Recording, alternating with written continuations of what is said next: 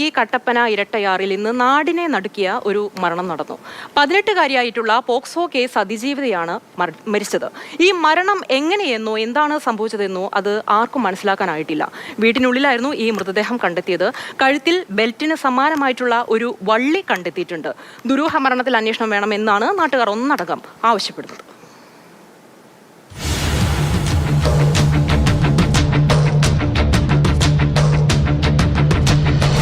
ഇരട്ടയാറിലെ വീടിനുള്ളിൽ ഇന്ന് രാവിലെ 10:30-ഓടെയാണ് പെൺകുട്ടിയെ മരിച്ച നിലയിൽ കണ്ടെത്തിയത്. പെൺകുട്ടി വൈകി ഉണരുന്ന സ്വഭാവമുള്ളയാളാണ്.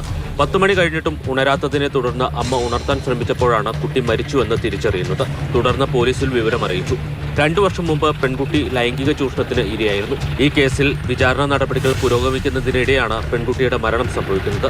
സംഭവത്തിൽ നാട്ടുകാർ ദുരൂഹത ആരോപിക്കുന്നുണ്ട്.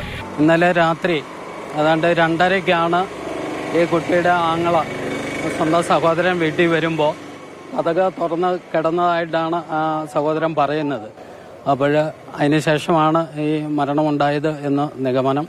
എന്താണെങ്കിലും ഈ സംഭവവുമായിട്ട് ബന്ധപ്പെട്ട് പോലീസ് വളരെ ശ്രദ്ധയോടെയാണ് ഈ കാര്യങ്ങൾ അന്വേഷിക്കുന്നത്. ആ കാര്യത്തിൽ പ്രദേശവാസികൾക്ക് സന്തോഷമുണ്ട്.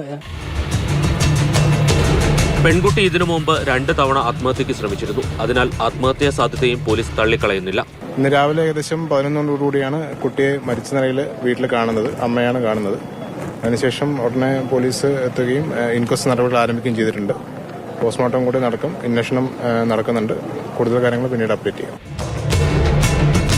പരിസരത്തെ CCTV ദൃശ്യങ്ങൾ പോലീസ് പരിശോധിച്ചെങ്കിലും വ്യക്തമായ സൂചന ഇതുവരെ ലഭിച്ചിട്ടില്ല. ഫോറൻസിക് വിദഗ്ധരും ഡോഗ് സ്ക്വാഡും സ്ഥലത്തെത്തി തെളിവുകൾ ശേഖരിച്ചു.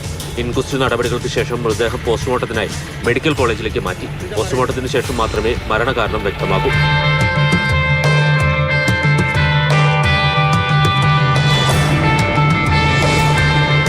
മാതൃഭൂമി ന്യൂസ്, ഇടുക്കി.